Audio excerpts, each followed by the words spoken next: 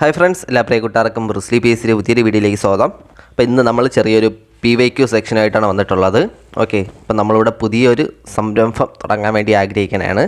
അതായത് ഓരോ മാസവും PSC നടത്തുന്ന എക്സാമുകൾ ക്രോഡീകരിച്ച് ഓരോ സബ്ജക്റ്റ് വൈസ്, അതായത് നമ്മുടെ എക്കണോമിക്സ്, കോൺസ്റ്റിറ്റ്യൂഷൻ ഒരുമിച്ച്, അതുപോലെ തന്നെ സയൻസിൻ്റെ എല്ലാ ക്വസ്റ്റ്യൻസ് ഒരുമിച്ച്, മലയാളം, ഇംഗ്ലീഷ്, മാത്സ് എല്ലാ ക്വസ്റ്റ്യൻസ് ഒരുമിച്ച്, അപ്പോൾ അങ്ങനെ വീഡിയോ ചെയ്യാമെന്ന് ആഗ്രഹിക്കുന്നുണ്ട്. അതായത് ഇപ്പോൾ ഓഗസ്റ്റ് മാസമാണെങ്കിൽ ഓഗസ്റ്റ് മാസം PSC നടത്തിയിട്ടുള്ളതും PSC ഫൈനൽ കീ പ്രസിദ്ധീകരിച്ചത്, ഓക്കെ, പ്രൊഫഷണൽ കീ അല്ല, ഫൈനൽ കീ, അന്തിമ ഉത്തര സൂചിക പ്രകാരം PSC പ്രസിദ്ധീകരിച്ച ക്വസ്റ്റ്യൻസ് അറേഞ്ച് ചെയ്ത് ഓർഡർ ചെയ്ത്, അതായത് സയൻസിന് സെപ്പറേറ്റ് ക്ലാസ്, മാത്സിന് separate class, English Malayalam separate class, constitution, economics ഒരുമിച്ച്. അപ്പം അങ്ങനെ ഒരു വീഡിയോ സെക്ഷൻ നമ്മൾ തുടങ്ങാൻ വേണ്ടി ആഗ്രഹിക്കുന്നതാണ്. അപ്പോൾ വ്യൂസ് ഉണ്ടെങ്കിൽ തീർച്ചയായിട്ടും നമുക്ക് ചെയ്യും. കാരണം നമുക്ക് വ്യൂസും നല്ല ലൈക്കും കമൻറ്റൊക്കെ ഉണ്ടെങ്കിൽ വീഡിയോ ചെയ്യാനുള്ള ഒരു ആഗ്രഹം വരും. അപ്പം നമ്മൾ ഇന്ന് നോക്കുന്നത് നമ്മുടെ ഇന്ന് വരെ, അതായത് ഓഗസ്റ്റ് മാസം 20-ാം തീയതി വരെ നമ്മുടെ PSC പ്രസിദ്ധീകരിച്ചിട്ടുള്ള ക്വസ്റ്റ്യനും ഫൈനൽ കീ പ്രസിദ്ധീകരിച്ചിട്ടുള്ള ക്വസ്റ്റ്യൻ എടുക്കുന്നുള്ളൂ. കാരണം നമ്മുടെ PSC ആണ്. PSCയുടെ സ്വഭാവം നിങ്ങൾക്കറിയാം. ഏതൊക്കെ ക്വസ്റ്റ്യൻ ക്യാൻസലാക്കും, ഏതൊക്കെ ക്വസ്റ്റ്യൻ ആൻസർ മാറ്റുമെന്ന് PSCക്കും ദൈവത്തിനും തന്നെ അറിയാവൂ. അതുകൊണ്ട് PSC ഫൈനൽ കീ പ്രസിദ്ധീകരിച്ച ക്വസ്റ്റ്യനും ആൻസേഴ്സാണ് നമ്മളിവിടെ നോക്കാൻ പോകുന്നത്. നമ്മളിവിടെ സയൻസ് ആണ് ഇന്ന് നോക്കുന്നത്. ഓക്കെ, ഓഗസ്റ്റ് മാസം ഫൈനൽ കീ വന്നതാണ്. ഓക്കെ, സയൻസിൻ്റെ ക്വസ്റ്റ്യനും ആൻസേഴ്സ്, അതിൽ ബയോളജി, ഫിസിക്സ്, കെമിസ്ട്രി വരും. ഓക്കെ, 3 വരും. അപ്പോൾ നിങ്ങൾ ചെയ്ത എക്സാമിൻ്റെ ക്വസ്റ്റ്യൻസ് വരും, ചെയ്യാത്ത എക്സാമിൻ്റെ ക്വസ്റ്റ്യൻസ് വരും. എല്ലാം നിങ്ങളൊന്ന് ജസ്റ്റ് ഒന്ന് കവർ ചെയ്ത് നോക്കുക. ഒരു എക്സാമായിട്ട് തന്നെ എഴുതാൻ നോക്കുക. ഓക്കെ, ക്വസ്റ്റ്യൻ വായിച്ച് ചെറിയൊരു ടൈം ഗ്യാപ്പ് തരുന്നതായിരിക്കും. ആ സമയത്ത് നിങ്ങൾ ഉത്തരം തിരഞ്ഞെടുക്കാൻ ശ്രമിക്കുക. ചെറിയ സിമ്പിൾ ചോദ്യം, ബേസിക് ചോദ്യങ്ങളൊക്കെ വരാൻ സാധ്യതയുണ്ട്. അതുകൊണ്ട് അതും നമുക്ക് ആവശ്യമുള്ളതാണ്. ഓക്കെ, അതും PSC ചോദിക്കൂലെന്ന് നമുക്ക് ഒരിക്കലും പറയാൻ പറ്റില്ല. ഡിഗ്രി ലെവൽ എക്സാമിന് പോലും ബേസിക് ചോദ്യങ്ങൾ PSC കേൾക്കുന്നുണ്ട്. നമ്മുടെ LDC എക്സാം ആയാലും 10-30 സ്റ്റേറ്റ്മെൻറ്റ് ടൈപ്പ് നല്ല അടാറ് ചോദ്യങ്ങൾ ചോദിക്കുന്നുണ്ടെങ്കിലും അതിൻ്റെ കൂടെ ബേസിക് ചോദ്യങ്ങൾ, ബേസിക് ചോദ്യങ്ങൾ അത് തെറ്റിച്ചിട്ട് മറ്റത് ശരിയാക്കിയിട്ട് നമുക്കൊരു കാര്യമില്ല. ശരിയാക്കുമ്പോൾ ഇത് ബേസിക്കും ശരിയാക്കണം, മറ്റതും കൂടുതൽ, അത് ആവറേജ്, ആവറേജ് പറഞ്ഞ ക്വസ്റ്റ്യൻസും ഏറ്റവും കൂടുതൽ ശരിയാക്കിയാലേ, റൈറ്റ് ആൻസർ എഴുതിയാലേ നമുക്ക് റാങ്ക് ലിസ്റ്റ് വരും. അല്ലാതെ ആ കിട്ടണ അത്രയും, അതായത് നല്ല ടഫായിട്ടുള്ള ക്വസ്റ്റ്യൻ എഴുതിയിട്ട് ഇത്രയും ബേസിക് ക്വസ്റ്റ്യൻസൊക്കെ എഴുതി തെറ്റിച്ച് കഴിഞ്ഞാൽ നമ്മുടെ ഒരു തോൽവി തന്നെയാണ് അത്. അത് റാങ്ക് ലിസ്റ്റിലൊന്നും വരാനൊന്നും പറ്റില്ല. അതൊന്നും വെച്ചുകൊണ്ട് അപ്പോൾ നമുക്ക് ഈ ബേസിക് ചോദ്യങ്ങളും വേണം. അതും ഒന്ന് ജസ്റ്റ് ഒന്ന് റിട്രീവ് ചെയ്തെടുക്കണം നമ്മുടെ മെമ്മറിയിൽ നിന്ന്. അപ്പം അതിനുവേണ്ടി ഇത് ഉപയോഗിക്കുക. അപ്പോൾ എല്ലാവരുടെയും സപ്പോർട്ട് ഉണ്ടാവുമെന്ന് വിചാരിക്കുന്നു. ഓരോ മാസം നടത്തുന്ന PSC ഫൈനലിലേക്ക് പ്രസിദ്ധീകരിക്കുന്ന എക്സാമിൻ്റെ ക്വസ്റ്റ്യൻസ് ഇതേപോലെ ക്രോഡീകരിച്ച് നിങ്ങൾക്ക് വീഡിയോ ആയിട്ട് തരുന്നതായിരിക്കും. നോക്കാം, വീഡിയോയിലേക്ക് കിടക്കാം. ഫസ്റ്റ് ചോദ്യം നോക്കാം. കുട്ടികളിലെ എല്ലുകളെ ദുർബലപ്പെടുത്തുന്ന റിക്കറ്റ്സ് എന്ന അവസ്ഥ പലപ്പോഴും ഉണ്ടാകുന്നത് ശരീരത്തിൻ്റെ ഡാഷ് കുറവ് മൂലമാണ്. ഏതാണ്? ഇതൊക്കെ സ്ഥിരം കേൾക്കുന്നതാണ്. ഏതാണ്? ഓപ്ഷൻ D ആണ്, ഓപ്ഷൻ C ആണ്. Okay, vitamin C. Okay, vitamin C എന്ന vitamin D. Okay, vitamin D. നിങ്ങളിത് വേറൊരു ക്വസ്റ്റ്യൻ കേൾക്കട്ടാ. നെക്ടലോപ്പിയ ഏത് വൈറ്റാമിൻ്റെ അപര്യാപ്ത രോഗമാണ്? എഴുതി കാണിച്ചിടാം. ഇതാണ് നെക്ടലോപ്പിയ. ഏത് വൈറ്റമിൻ്റെ അഭാവം മൂലമാണ് നെക്ടലോപ്പിയ? അത് വൈറ്റമിൻ A ആണ് കേട്ടോ. ഈ നെക്ടലോപ്പിയ അറിയപ്പെടുന്നത് നിശാന്തത. ഓക്കെ, നിശാന്തത എന്ന് അറിയപ്പെടുന്നുണ്ട്. നിശാന്തത എന്ന് പറഞ്ഞാൽ നമുക്കറിയായിരിക്കും, പക്ഷേ ഈ പേരൊന്ന് ശ്രദ്ധിക്കാം. നെക്ടലോപ്പിയ. ഓക്കെ, നെക്ടലോപ്പിയ എന്നറിയപ്പെടുന്നതും വൈറ്റമിൻ Aയുടെ അപര്യാപ്തം മൂലം ഉണ്ടാകുന്ന ഒരു രോഗമാണ്. നമ്മുടെ മനുഷ്യ ശരീരത്തിൽ കാൽസ്യം, ഫോസ്ഫറസ് എന്നിവയുടെ ആഗീകരണത്തിന് സഹായിക്കുന്ന വൈറ്റമിൻ ഏതാണ്? Calcium, phosphorus. കാൽസ്യം അറിയാൻ പറ്റും. കാൽസ്യം എന്ന് കേട്ടിനാൽ എല്ലിൻ്റെ പല്ലിൻ്റെ ആരോഗ്യം. അപ്പം വൈറ്റമിൻ D അത് വെച്ചാൽ മതി. ഓക്കെ, കാൽസ്യം, ഫോസ്ഫറസ് കൂടി ഉണ്ട് കേട്ടോ, അതുകൂടി ഓർക്കണം. കാൽസ്യം, ഫോസ്ഫറസും. പിന്നെ വൈറ്റമിൻ A അറിയാമല്ലോ, നമ്മുടെ കണ്ണിൻ്റെ ആരോഗ്യത്തിനാണ് വൈറ്റമിൻ A. നമ്മുടെ ആർട്ടിഫിഷ്യലായിട്ട് നിർമ്മിച്ച ആദ്യ വൈറ്റമിൻ ഏതാണ്? ആർട്ടിഫിഷ്യലായിട്ട് നിർമ്മിച്ചത് വൈറ്റമിൻ C ആണ്. ഓക്കെ, വൈറ്റമിൻ C ആണ് ആർട്ടിഫിഷ്യലായിട്ട് നിർമ്മിച്ച ആദ്യത്തെ വൈറ്റമിൻ. രണ്ടാമത്തെ ചോദ്യമാണ്, മനുഷ്യ ശരീരത്തിലെ ഏറ്റവും ചെറിയ അസ്ഥി ഏതാണ്? മനുഷ്യ ശരീരത്തിലെ ഏറ്റവും ചെറിയ അസ്ഥി സ്റ്റേപ്പിയസ് ആണ്. ഓക്കെ, സ്റ്റേപ്പിയസ് ആണ്. എവിടെയാണ്? നമ്മുടെ ചെവിയിലുള്ളതാണ്. അടുത്ത ചോദ്യമാണ്, ഓസോൺ പാളിയുടെ കനം കുറയുന്നതിന് പ്രധാനമായും കാരണമാകുന്നത്? ഓസോൺ പാളിയുടെ കനം കുറയുന്നതിന് പ്രധാനമായും കാരണമാകുന്നത് ഏതാണ്? CFC ആണ്. ഓക്കെ, ഹരിതഗൃഹവാതകമായ CFC, ക്ലോറോ ഫ്ലൂറോ. ഏറ്റവും കൂടിയ അനുപാതത്തിൽ കാണപ്പെടുന്ന ഹരിതഗൃഹവാതകം ഏതാണ്? നമ്മുടെ കാർബൺ ഡൈ ഓക്സൈഡ് തന്നെ കേട്ടോ. PSC കേട്ടിട്ടുള്ളതാണ്. ഏറ്റവും കൂടിയ അനുപാതത്തിൽ, ഏറ്റവും കൂടിയ അളവിൽ കാണപ്പെടുന്ന ഹരിതഗൃഹവാതകം എന്ന് കേട്ടാൽ കാർബൺ ഡൈ ഓക്സൈഡാണ്. പ്രധാനപ്പെട്ട ഹരിതഗൃഹവാതകങ്ങൾ അറിയാലോ, കാർബൺ ഡൈ ഓക്സൈഡ്, ക്ലോറോ കാർബണുകൾ methane, nitrous oxide, ozone. Okay, ഈ കാർബൺ മോണോക്സൈഡ് എന്ന് പറയുന്ന സംഭവമുണ്ട്, അത് ഹരിതഗൃഹ ഗ്യാസിൽ വരത്തില്ല കേട്ടോ, അതൊന്ന് ശ്രദ്ധിക്കണം. കാർബൺ ഡയോക്സൈഡ് ഉണ്ട്, പക്ഷേ കാർബൺ മോണോക്സൈഡ് വരത്തില്ല, അതുകൂടി ഓർക്കണം. കാർബൺ ഡയോക്സൈഡ് ഉണ്ട്, കാർബൺ ഡയോക്സൈഡാണ് മെയിൻ ഐറ്റം. ഓക്കെ, പിന്നെ chlorofluoro carbon, methane, nitrous oxide, ozone, ഇതെല്ലാം SCERT ടെക്സ്റ്റ് ബുക്കിലുള്ളതാണ്. അടുത്ത ചോദ്യമാണ്, സിക്ക വൈറസ് രോഗം പ്രധാനമായും പരത്തുന്നത് ഡാഷ് വഴിയാണ്. സിക്ക വൈറസ് രോഗം പ്രധാനമായും പകരുന്നത് സിക്ക വൈറസ് ഏതാണ്? ഓപ്ഷൻ സി ആണ്. ഓക്കെ, കൊതുക് കടിയിലൂടെയാണ്. സിക്ക വൈറസ് ഈഡിസ് കൊതുകാണ്, ശ്രദ്ധിക്കണം. സിക്ക വൈറസ് ഈഡിസ്, ഈഡിസിൻ്റെ സാ വെച്ച് സിക്കേനെ ഓർത്ത് വെച്ചാൽ മതി. ഓക്കെ, ഇഡിസിക്ക എന്നോർത്ത് വെച്ചാൽ മതി. ഓക്കെ, കൊതുക് കടിയിലൂടെയാണ് സിക്ക വൈറസ് രോഗം പ്രധാനമായും പകരുന്നത്. ഈഡിസ് കൊതുകാണ്. അടുത്ത ചോദ്യമാണ്, ഭൂമധ്യരേഖയെ എടുത്തു വച്ച് മാസും ഭാരവും നിർണ്ണയിച്ച് ഒരു വസ്തു ഭൂമിയുടെ ധ്രുവപ്രദേശത്ത് വച്ചിരിക്കുന്നു. ഇതുമായി ബന്ധപ്പെട്ട ശരിയായ പ്രസ്താവന ഏതെന്നാണ്? ഭൂമധ്യരേഖയ്ക്കടുത്ത് വച്ച് മാസും ഭാരവും നിർണ്ണയിച്ച ഒരു വസ്തു ഭൂമിയുടെ ധ്രുവപ്രദേശത്ത് വച്ചിരിക്കുന്നു. ഇതുമായി ബന്ധപ്പെട്ട ശരിയായ പ്രസ്താവന ഏതെന്നാണ്? മാസ് മാറുന്നില്ല, ഭാരം ഏറ്റവും കൂടുതൽ. മാസ് മാറുന്നില്ല, ഭാരം ഏറ്റവും കുറവ്.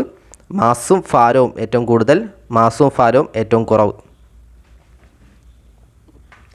വലിയതാണ്. PSC കുറേ തവണ ഇത് റിപ്പീറ്റ് ചെയ്ത് കേൾക്കാറുണ്ട്, ഈ സെയിം പോയിന്റുകളൊക്കെ എടുത്തിട്ട്. ഏതാണ്? ഓപ്ഷൻ എ ആണ്. ഓക്കെ, മാസ് മാറുന്നില്ല. മാസ് എന്ന് പറഞ്ഞാൽ എന്താണ്? മാസ് എന്ന് പറഞ്ഞാൽ അതിലുള്ള പിണ്ഡത്തിൻ്റെ അളവാണ്. ഓക്കെ, പിണ്ഡത്തിൻ്റെ മൂല്യമാണ്. പിണ്ഡം എന്ന് വെച്ചാൽ എന്താണ്? അതിലുള്ള മെയിൻ പിണ്ഡം മനസ്സിലാവുമല്ലോ സംഭവം, അതിൻ്റെ മൂല്യമാണ് മാസ് എന്ന് പറയുന്നത്. ഓക്കെ, അതെന്താണ്? ഇപ്പം 1 കിലോ പിണ്ഡമുള്ളത്, ഓക്കെ, 1 കിലോഗ്രാം മാസ് ഉള്ളത് എന്താണ്? വേറെ ഒരു ധ്രുവപ്രദേശത്ത് കൊണ്ടുവച്ചാൽ എന്താണ്? അതിലുള്ള മെയിൻ ഇൻഗ്രീഡിയൻസ് അതിൻ്റെ അകത്തുള്ള അറിയാമല്ലോ, പിണ്ഡം. അതിൻ്റെ പിണ്ഡത്തിന് ഒരു മാറ്റവും വരില്ല. പക്ഷേ അവിടെ എന്താണ്? ഭാരം ഏറ്റവും മാറും. എന്താണ് ഭാരം എന്ന് പറയുന്നത്? എന്താണ്? ഗ്രാവിറ്റേഷണൽ പുള്ളിനെയാണ് നമ്മൾ ഭാരം എന്ന് വിളിക്കുന്നത് അവിടെ. ഓക്കെ, ഗ്രാവിറ്റേഷണൽ ഫോഴ്സ് ആണ് ഭാരം എന്ന് പറയുന്നത്, ഒരു ഫോഴ്സ് ആണ്. ഓക്കെ, ഒരു ഫോഴ്സ് ആണ്. അതുകൊണ്ട് തന്നെ അതിൻ്റെ യൂണിറ്റ് എന്തോന്നാണ്? ഭാരത്തിൻ്റെ യൂണിറ്റ് ന്യൂട്ടൺ ആണ്. ഓക്കെ, ന്യൂട്ടൺ ആണ്. പക്ഷേ മാസിൻ്റെ യൂണിറ്റ് എന്തോന്നാണ്? കിലോഗ്രാം ആണ്. ഓക്കെ, മാസിൻ്റെ യൂണിറ്റ് കിലോഗ്രാം ആണ്. അതേപോലെ ഭാരത്തിൻ്റെ യൂണിറ്റാണ് ന്യൂട്ടൺ. അതേപോലെ കിലോഗ്രാം വെയ്റ്റും എന്നറിയപ്പെടും. കിലോഗ്രാം വെയ്റ്റ് എന്നൊരു യൂണിറ്റ് കൂടി ഉണ്ട്. കിലോഗ്രാം വെയ്റ്റ് kgWt എന്നൊരു യൂണിറ്റും ഉണ്ട്. അപ്പം ഇതിൽ മാസ് മാറില്ല. മാസ് എന്ന് പറഞ്ഞാൽ അതിലുള്ള പിണ്ഡത്തിൻ്റെ അളവാണ്. പക്ഷേ ഭാരം എന്ന് പറയുന്നത് എന്താണ്? ഫോഴ്സ് ആണ്. അപ്പോൾ ഗ്രാവിറ്റേഷൻ്റെ പുള്ള് മാറുന്നതനുസരിച്ച് എന്താണ്? ഭാരവും മാറിക്കൊണ്ടിരിക്കും. അപ്പോൾ ഗ്രാവിറ്റേഷണൽ ഫോഴ്സ് അപ്പോൾ ഏറ്റവും എന്താണ്? അത് കൂടുതൽ എവിടെയായിരിക്കും? ധ്രുവപ്രദേശങ്ങളിലായിരിക്കും. അതുകൊണ്ട് എന്താണ്? ധ്രുവപ്രദേശങ്ങളിൽ പോകുമ്പോൾ ഭാരം കൂടുതലും. ഓക്കെ, പക്ഷേ എന്താണ്? നമ്മൾ ഇക്വേറ്റർ ഭാഗത്തോട്ട് വരുമ്പോൾ എന്തായിരിക്കും? ഭാരം കുറവായിരിക്കും. ഓക്കെ, ചെറിയ മൈന്യൂട്ടായിട്ടുള്ള വ്യത്യാസങ്ങളേ ഉള്ളൂ, വലിയ വ്യത്യാസമൊന്നും വരാറില്ല.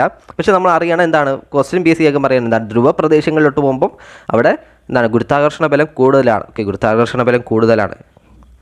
ഓക്കെ, ധ്രുവപ്രദേശത്ത് പോകുമ്പോൾ ഗുരുത്വാകർഷണ ബലം കൂടുതലാണ്. അതുകൊണ്ട് തന്നെ എന്താണ്? വെയിറ്റും കൂടും. ഓക്കെ, ഭാരവും കൂടുന്നുണ്ട്. പക്ഷേ നമ്മുടെ സെൻറ്ററിലോട്ട് വരുമ്പോൾ എന്താണ്? വെയിറ്റ് കുറയുന്നുണ്ട്. പക്ഷേ മാസ് അവിടെ മാറുന്നില്ല. പിന്നെ PSC കേൾക്കാനുള്ള കുറേ പോയിൻ്റാണ് എന്താണ്? മാസ് കൂടുമ്പോൾ ഗുരുത്വാകർഷണം കൂടുന്നുണ്ടോ ഇല്ലയോ എന്ന് കേൾക്കും. എന്താണ്? അതും കൂടുന്നുണ്ടോ? ഓക്കെ, മാസ് കൂടുമ്പോൾ ഗ്രാവിറ്റേഷണൽ കൂടുന്നുണ്ട്. അതുപോലെ തന്നെ രണ്ട് വസ്തുക്കളുടെ മാസ് രണ്ടിരട്ടിയായാൽ എന്താണ്? ഗുരുത്വാകർഷണ ബലം എത്രയാണ്? 4 ഇരട്ടിയാവും. ഓക്കെ, ഗുരുത്വാകർഷണ ബലം 4 ഇരട്ടിയാവും. ഇത് പറയണത് ഇതിൻ്റെ ബേസിക് ഒന്ന് എഴുതി കാണിച്ചുതരാം.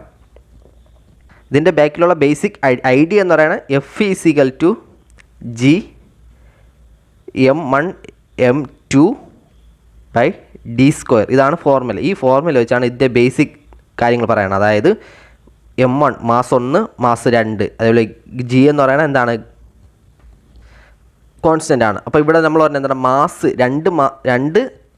രണ്ട് വസ്തുക്കളുടെ മാസ് ഇരട്ടിയായാൽ, അതായത് x എന്നുള്ള മാസ് രണ്ട് വസ്തുക്കളെയും 2x ആയാൽ, ഓക്കെ, 2x ആയ എന്താണ്? F=G × m1 ഒരു എന്താണ്? 2x ആണ്. അടുത്ത് m2 എന്തായിരിക്കും? 2y. Okay, 2y എന്നെടുത്ത് /d². ഇതാണ് 2 × 2 എത്രയായിട്ട്? 4xy. ഓക്കെ, അല്ലെങ്കിൽ 4m1m2.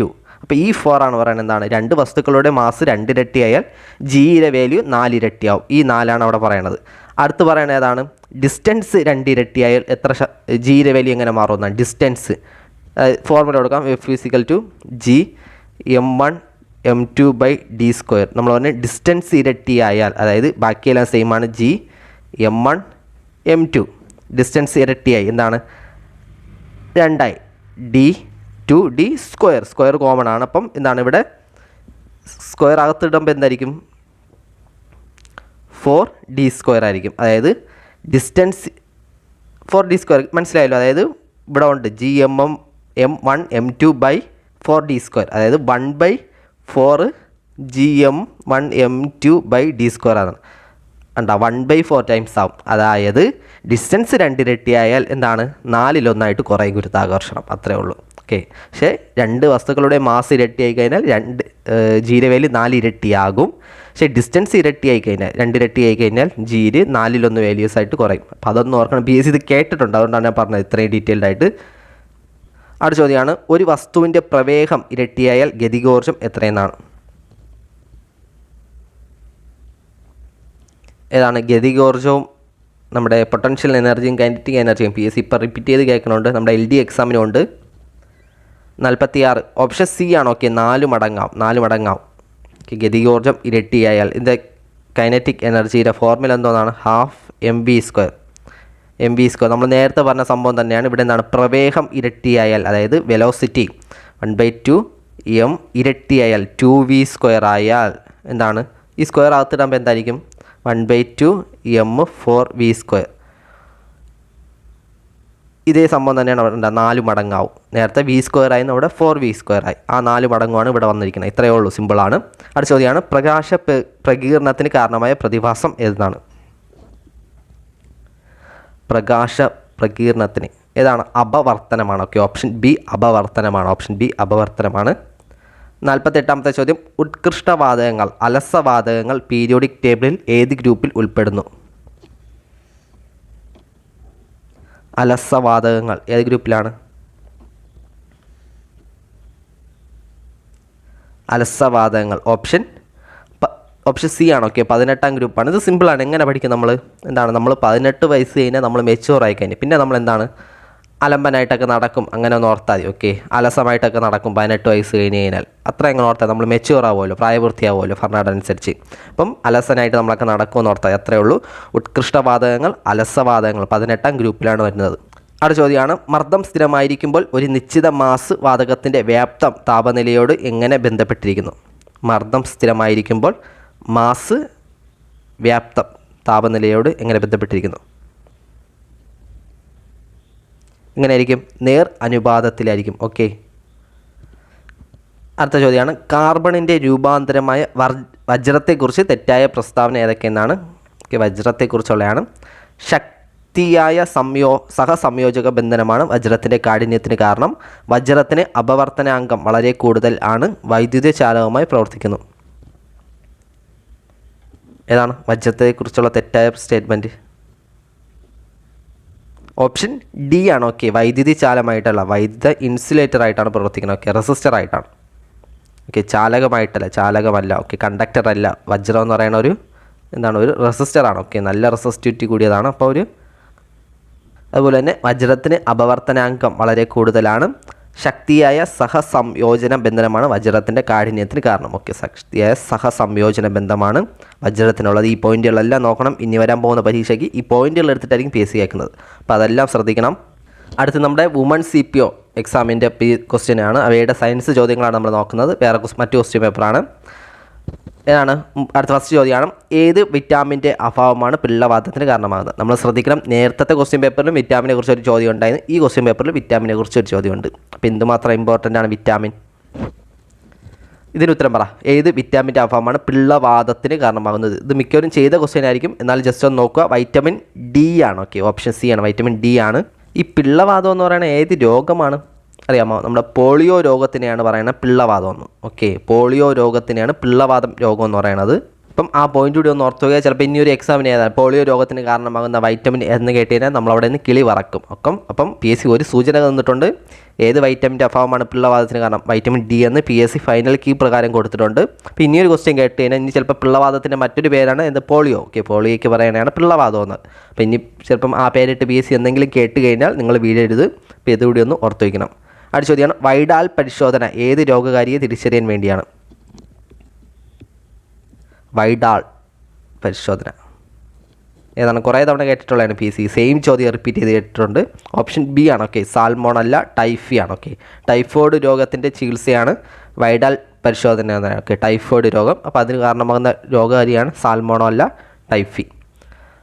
അടുത്ത ചോദ്യം, ആഗോള താപനത്തിന് കാരണമാകുന്ന ഹരിതഗൃഹ വാതകങ്ങൾക്ക് ഉദാഹരണം ഏവയെന്നാണ്? ഏതാണ്? നമ്മൾ നേരത്തെ പറഞ്ഞ ക്വസ്റ്റ്യൻ കണ്ട. നേരത്തെ ക്വസ്റ്റ്യൻ പേപ്പറിലും ഒരു ഹരിതഗൃഹ വാതകം ആഗോള താപനത്തിൻ്റെ ഒരു ക്വസ്റ്റ്യൻ ഉണ്ടായിരുന്നു. സെയിം ക്വസ്റ്റ്യൻ ഇവിടെയും റിപ്പീറ്റ് ചെയ്യുന്നുണ്ട്. അതിൻ്റെ റിലേറ്റഡ് ഫാക്റ്റ് പഠിച്ചിട്ടുണ്ടെങ്കിൽ ഈ ക്വസ്റ്റ്യൻ എഴുതാൻ പറ്റും. ഉത്തരം ഏതാണ്? നമ്മൾ നേരത്തെ പറഞ്ഞ carbon dioxide, chlorofluoro carbon, nitrous oxide, മീഥേനൊക്കെയാണ് ഹരിതഗൃഹ വാതകങ്ങൾ. അടുത്ത ചോദ്യം, പരമ്പരാഗത നെല്ലിനങ്ങളെ സംരക്ഷിച്ചതിലൂടെ പത്മശ്രീ പുരസ്കാരത്തിന് അർഹമായ കേരള കർഷകൻ ആരെന്നാണ്? പത്മശ്രീ പുരസ്കാരത്തിന് അർഹനായ കേരള കർഷകൻ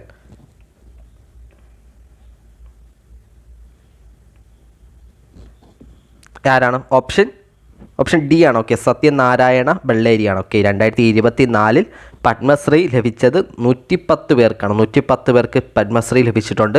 അതിൽ 6 മലയാളികളാണ്. 110ൽ 6 മലയാളികളുണ്ട്. അതിലൊരാളാണ് സത്യനാരായണ ബെള്ളേരി. ഐറ്റം നോക്കണം, ഏതാണ്? പരമ്പരാഗത നെല്ല് കർഷകൻ അല്ലെങ്കിൽ നെല്ല് സംരക്ഷിച്ചു എന്നതുകൊണ്ടാണ് പത്മശ്രീ ലഭിച്ചത്. 110 പേർക്കാണ് പത്മശ്രീ 2024 കൊടുത്തത്. അതിൽ 6 പേര് നമ്മുടെ മലയാളികളാണ്. 6 പേര് മലയാളികളാണ്. അടുത്ത ചോദ്യമാണ്, ശബ്ദത്തിന് പരമാവധി വേഗത ലഭിക്കുന്നത് താഴെ പറയുന്നവൽ ഏത് മാധ്യമത്തിലാണ്? പഴയ ചോദ്യമാണ്. ഏത്? ഓപ്ഷൻ C ആണ്. അലുമിനിയത്തിലാണ്. ലാസിക് സർജറിക്ക് വേണ്ടി ഉപയോഗിക്കുന്ന വൈദ്യുത കാന്തിക തരംഗം ഏതെന്നാണ്? ഏത് തരംഗമാണ്? UV റേസ് ആണ്. Option A ultra violet raise ആണ്. അടുത്ത ചോദ്യമാണ്, ഭൂഗുരുത്വം മൂലമുള്ള ത്വരണത്തിൻ്റെ വില ഏറ്റവും കൂടുതൽ ലഭിക്കുന്നത് എവിടെയാണ്? ഭൂഗുരുത്വം മൂലമുള്ള ത്വരണത്തിൻ്റെ വില ഏറ്റവും കൂടുതൽ ലഭിക്കുന്നത് എവിടെയാണ്? നമ്മൾ നേരത്തെ പറഞ്ഞ സംഭവം തന്നെയാണ് റിപ്പീറ്റ് ചെയ്ത് കേൾക്കുന്നുണ്ടോ? ക്വസ്റ്റ്യൻസ് പറഞ്ഞുണ്ടോ? നേരത്തെ പറഞ്ഞ ക്വസ്റ്റ്യൻസ് ആണ്. എന്നാൽ നമ്മൾ ഗ്രാവിറ്റേഷനെ കുറിച്ച് ഒരു ക്വസ്റ്റ്യൻ പറഞ്ഞിരുന്നു. അതുപോലെ തന്നെ നമ്മുടെ ആഗോള താപനത്തെക്കുറിച്ച് ഒരു ക്വസ്റ്റ്യൻ പറഞ്ഞിരുന്നു. രോഗകാരികൾ വൈറ്റമിൻസിനെ കുറിച്ചൊരു ക്വസ്റ്റ്യൻ പറഞ്ഞിരുന്നു. അപ്പോൾ റിപ്പീറ്റ് ചെയ്ത് കേൾക്കണം, നോക്കണം നിങ്ങൾ. എവിടെയാണ് മൂലമുള്ള ത്വരണം ഏറ്റവും കൂടുതൽ? ഓപ്ഷൻ B ആണ്. ധ്രുവപ്രദേശത്താണ്. നമ്മൾ നേരത്തെ പറഞ്ഞതാണ്. 39 ഓപ്ഷൻ B ആണ്. 40ാമത്തെ ചോദ്യം, ISROയുടെ അഭിമാന പത്രയായ ചന്ദ്രയാൻ 3 ചന്ദ്രയാനും ആദിത്യ L1 റിപ്പീറ്റ് ചെയ്ത് കേൾക്കുന്നുണ്ട്. പിന്നെ ഒരു എക്സ്പോസാറ്റും കൂടി ഉണ്ട്, അതുകൂടി നോക്കി വയ്ക്കണം.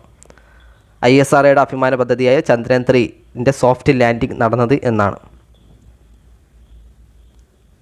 ഏതാണ്? കുറേ തവണ PSC സെയിം ക്വസ്റ്റ്യൻ കേട്ടിട്ടുണ്ട്. Soft landing August 23. 2023 ഓഗസ്റ്റ് 23 41ാമത്തെ ചോദ്യം, ഒരേ മാസ് നമ്പരും വ്യത്യസ്ത ആറ്റോമിക് നമ്പരുമുള്ള മൂലകങ്ങൾ താഴെ പറയുന്നത്? ഇതും PSC ഇപ്പോൾ കുറേ കാലം കൊണ്ട് കേൾക്കുന്നുണ്ട്. ഇതിൻ്റെ ഐസോടോപ്പുകൾ അതുപോലെ ചില എലമെൻറ്റ്സിനെ വച്ച് PSC ഇതുപോലെ കേൾക്കാറുണ്ട്. ഒരേ മാസ് നമ്പരും വ്യത്യസ്ത ആറ്റോമിക് നമ്പറുമുള്ള മൂലകങ്ങളാണ്. ഇതാണ് ഒരേ മാസമുള്ളവരാണ് ഇവിടെ പേടിക്കുന്നത്. ഒരേ നിലവാരമുള്ളവരാണ് ഇവിടെ പേടിക്കുന്നത്. ബാറുകളിൽ പോയി വെള്ളം അടിക്കണമെന്ന് ഓർത്താൽ മതി. അല്ലെങ്കിൽ ബാറിൽ പോയി വെള്ളം അടിക്കുന്നത് നമ്മൾ പണ്ടത്തെ പട്ടി ഷോ എന്നൊക്കെ പറയില്ലേ, അത് നമ്മൾ പണ്ട് മാസമായിട്ട് കാണിച്ചുകൊണ്ടല്ലേ തരുന്നത്. അപ്പോൾ അതൊന്നും ഓർത്താൽ മതി. ഒരേ സെയിം മാസ് നമ്പറുള്ളത് ഐസോ ബാറുകളാണ്. ഐസോ ബാർ. ബാറിൽ പോയി വെള്ളം അടിക്കുന്നത് നല്ല മാസം എന്ന് വിചാരിച്ചു, മാസ് കാര്യം എന്ന് വിചാരിച്ചോണ്ട് വന്നതെന്ന് വിചാരിച്ചാൽ മതി. അപ്പം അങ്ങനെ ഒന്ന് കണക്ട് ചെയ്ത് വയ്ക്കുക. 42ാമത്തെ ചോദ്യം, താഴെ തന്നിരിക്കുന്നവയിൽ അയോണീകരണ ഊർജ്ജം ഏറ്റവും കൂടുതലുള്ള മൂലകം ഏതെന്നാണ്? അയോണീകരണ ഊർജ്ജം ഏറ്റവും കൂടുതലുള്ള മൂലകം ഏതാണ്? ഓപ്ഷൻ C നൈട്രജൻ ആണ്. അയോണീകരണ ഊർജ്ജം ഏറ്റവും കൂടുതൽ നൈട്രജൻ ആണ്. അടുത്ത ക്വസ്റ്റ്യനാണ്, ലൂയിസ് ക്ഷാരത്തിന് ഉദാഹരണം ഏതെന്നാണ്? ലൂയിസ് ക്ഷാരത്തിന് ഉദാഹരണം ഏതാണ്? ഓപ്ഷൻ A ആണ്. NH3 ആണ്. NH3 ആണ് ലൂയിസ് ക്ഷാരത്തിന് ഉദാഹരണം. ലൂയിസ് ബേസിന് എക്സാമ്പിൾസ് ഏതാണ്?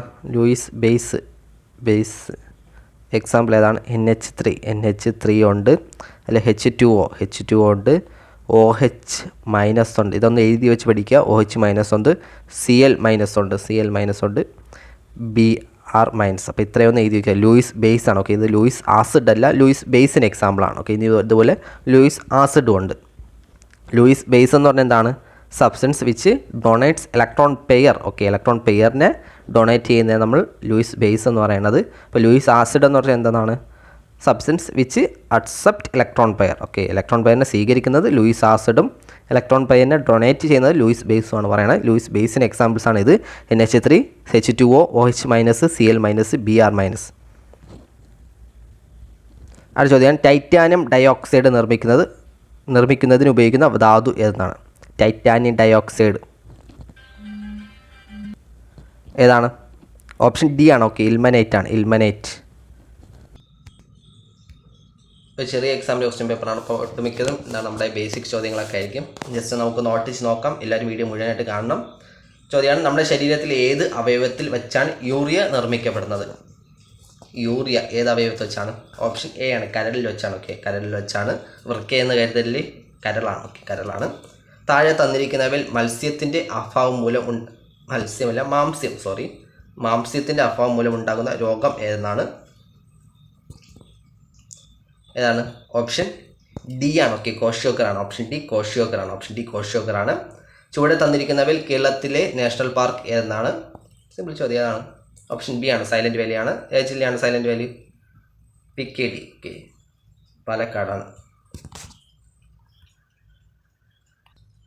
56ാമത്തെ ചോദ്യമാണ്, ചുവടെ തന്നിരിക്കുന്നവയിൽ അത്യുൽപാദന ശേഷിയുള്ള ശങ്കരയിന തെങ്ങ് ഏതാണ്? ലക്ഷഗംഗയാണ്. ഓക്കെ, ലക്ഷഗംഗ. ഈ ഹരിത ഏതിനമാണ്? ഹരിത വഴുതനങ്ങയാണ്. ഓക്കെ, വഴുതനങ്ങയാണ് ഹരിത, സൂര്യ, ശ്വേത, നീലിമ ഇതെല്ലാം വഴുതനങ്ങയുടെ ശങ്കരയിനങ്ങളെയാണ്. ഏതൊക്കെയാണ്? ഹരിതയും സൂര്യയും, അതുപോലെ ശ്വേത, നീലിമ. ഓക്കെ, ശ്വേത, നീലിമ ഇതെല്ലാം വഴുതനങ്ങയുടെയാണ്. പവിത്ര ഏതിൻ്റെയാണ്? നെല്ലിൻ്റെയാണ്. ഓക്കെ, പവിത്ര നെല്ലിൻ്റെ ശങ്കരയിനമാണ്. അടുത്ത ചോദ്യമാണ്, 2023 ലോക പരിസ്ഥിതി ദിന സന്ദേശം ഏത് മലിനീകരണത്തിനുള്ള പരിഹാരവുമായി ബന്ധപ്പെട്ടാണ്? ഏതാണ്? ഓപ്ഷൻ സി ആണ്, പ്ലാസ്റ്റിക് മലിനീകരണമാണ്. ഓക്കെ, പ്ലാസ്റ്റിക് മലിനീകരണമാണ്. 58ാമത്തെ ചോദ്യമാണ്, രക്തജന്യ രോഗങ്ങളായ ഹീമോഫീലിയ, അരിവാൾ രോഗം, തലാസിമിയ തുടങ്ങിയവയുടെ സമഗ്ര ചികിത്സ ഉറപ്പാക്കാൻ കേരള ആരോഗ്യ വകുപ്പ് ആരംഭിച്ച പദ്ധതി എന്നാണ്? ഏത് പദ്ധതിയാണ്? ഓപ്ഷൻ ഡി ആണ്. ഓക്കെ, ആശാധാരയാണ്. ഓപ്ഷൻ ഡി ആശാധാരയാണ്. താലോലം പ്രോജക്റ്റ് എന്തിനാണ്? താലോലം വൃക്കരോഗം, ഹൃദ്രോഗം, ഹീമോഫീലിയ തുടങ്ങിയ മാരക രോഗങ്ങൾ ബാധിച്ച കുട്ടികൾക്ക് ധനസഹായം നൽകുന്ന പദ്ധതിയാണ് താലോലം പദ്ധതി. ശ്രദ്ധിക്കണം, വൃക്കരോഗം, ഹൃദ്രോഗം, ഹീമോഫീലിയ തുടങ്ങിയ മാരക രോഗങ്ങൾ ബാധിച്ച കുട്ടികൾക്ക് ധനസഹായം നൽകുന്ന പദ്ധതിയാണ് താലോലം പദ്ധതി. അശ്വമേധം പ്രോജക്റ്റ് അറിയാലോ, PSC കുറേ തവണ കേട്ടിട്ടുള്ളതാണ്. കുഷ്ഠരോഗ നിർമ്മാർജ്ജനത്തിന് വേണ്ടിയുള്ള പ്രോജക്റ്റാണ് അശ്വമേധം. ഓക്കെ, കുഷ്ഠരോഗ നിർമ്മാർജ്ജനവുമായി ബന്ധപ്പെട്ട പ്രോജക്റ്റാണ് അശ്വമേധം പ്രോജക്റ്റ്. ആയുർദളവും PSC കേട്ടിട്ടുള്ളതാണ്, എയ്ഡ്സുമായി ബന്ധപ്പെട്ടാണ്. ഓക്കെ, എയ്ഡ്സ് ബോധവൽക്കരണ പദ്ധതിയാണ് ആയുർദളം. കുഷ്ഠരോഗമാണെങ്കിൽ അശ്വമേധവും, ആയുർദളം എയ്ഡ്സ് ആണ്. ഐക്യരാഷ്ട്രസഭയുടെ ഭക്ഷ്യ കാർഷിക സംഘടന 2023 ഏത് വിളയുടെ വർഷമായിട്ടാണ് പ്രഖ്യാപിച്ചത്? 2023 നമ്മുടെ ഇന്ത്യയാണ് അതിനെ പ്രൊമോട്ട് ചെയ്യാൻ പറഞ്ഞത് ചെറുധാന്യ വർഷം, മില്ലറ്റ് വർഷം. ഓക്കെ, 2023.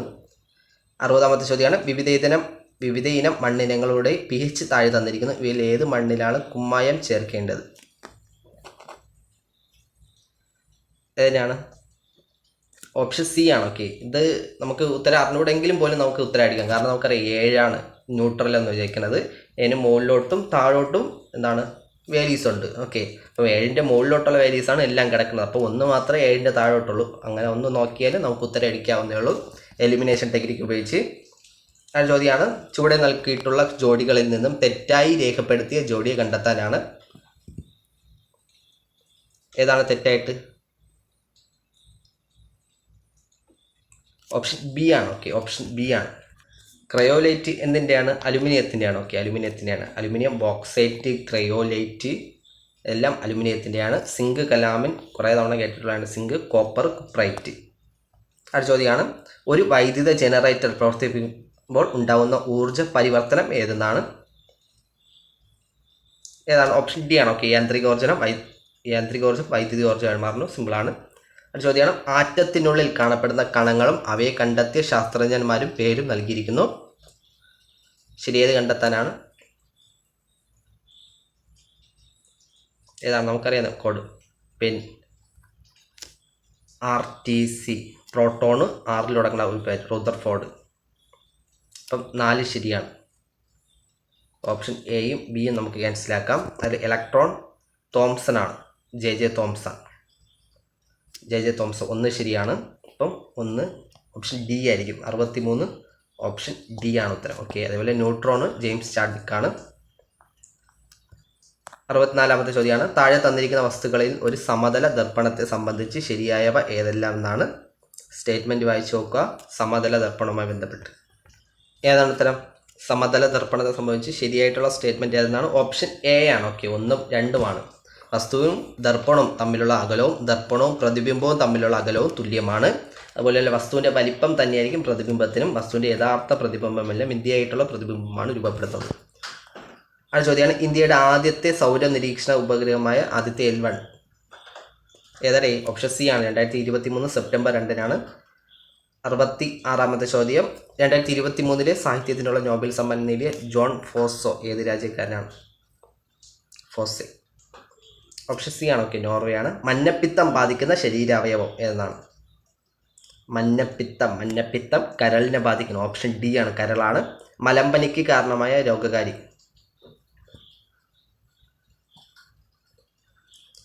ഏതാണ്? മലമ്പനിക്ക് പ്ലാസ്മോഡിയമാണ്. കുറേ തവണ BC കേട്ടിട്ടുള്ളതാണ്. മലമ്പനി പ്ലാസ്മോഡിയമാണ്. മൈക്രോബാക്ടീരിയം ട്യൂബർകുലോസിസ് TBക്ക് വേണ്ടിയാണ്. ക്ഷയത്തിൻ്റെ രോഗകാരിയാണ്. 69 ഒരു പ്രാഥമിക ആരോഗ്യ കേന്ദ്രത്തിൽ ലഭ്യമല്ലാത്ത സേവനങ്ങൾ ഏവയാണ്? ഓപ്ഷൻ വായിക്കുമ്പോൾ കിട്ടും. CT സ്കാനൊക്കെ ഉണ്ടാടി ഒരു പ്രാഥമിക ആരോഗ്യ കേന്ദ്രത്തിൽ. പ്രതിരോധ കുത്തിവയ്പ്പുണ്ട്, ഡോക്ടറുടെ സേവനമുണ്ട്, പാലിയേറ്റ് പരിചരണമുണ്ട്.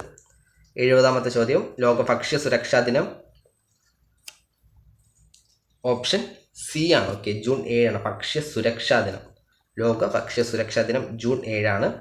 കേരള ആരോഗ്യശാസ്ത്ര യൂണിവേഴ്സിറ്റിയുടെ ആസ്ഥാനം ഏതാണ്? തൃശ്ശൂരാണ്. ഓക്കെ, തൃശ്ശൂരാണ്. അപ്പോൾ ഇത്രയാണ് PSC ഇതുവരെ നടത്തിയിട്ടുള്ളതും അതുപോലെ ഫൈനൽ കീ പ്രസിദ്ധീകരിച്ചതുമായ എക്സാമുകളും അവിടെ സയൻസിൻ്റെ വിഭാഗത്തിലുള്ള ക്വസ്റ്റ്യനും ആൻസേഴ്സും. പിന്നെ നമ്മുടെ LDC എക്സാമിൻ്റെ ക്വസ്റ്റ്യൻസൊക്കെ ഇവിടെ നിങ്ങൾ കേൾക്കുമായിരിക്കും. പക്ഷേ അത് നമ്മുടെ പ്രൊഫഷണൽ കീ മാത്രമേ PSC പ്രസിദ്ധീകരിച്ചിട്ടുണ്ട്. ഫൈനൽ കീ പ്രകാരം ഉത്തരങ്ങളൊക്കെ കുറേ മാറാൻ സാധ്യതയുണ്ട്. ഓക്കെ, PSC കൊടുത്ത പ്രൊഫഷണൽ കീ 100% കറക്റ്റ് ഒന്നുമല്ല, കുറേ തെറ്റുകൾ മിസ്റ്റേക്സ് ഉണ്ട്. അതുകൊണ്ടാണ് നമ്മൾ ഫൈനൽ കീ പ്രകാരം പ്രസിദ്ധീകരിക്കുന്ന ക്വസ്റ്റ്യൻസിൻ്റെ ആൻസേഴ്സ് നമ്മൾ നോക്കി പോകുന്നത്. അപ്പോൾ ഈ വീഡിയോസ് ഇങ്ങനെ ഇടുന്നത് ഇഷ്ടപ്പെട്ടെന്ന് വിചാരിക്കുന്നു. കൂട്ടുകാരിലേക്ക് കൂടി ഒന്ന് ഷെയർ ചെയ്ത് കൊടുക്കുക. മറ്റൊരു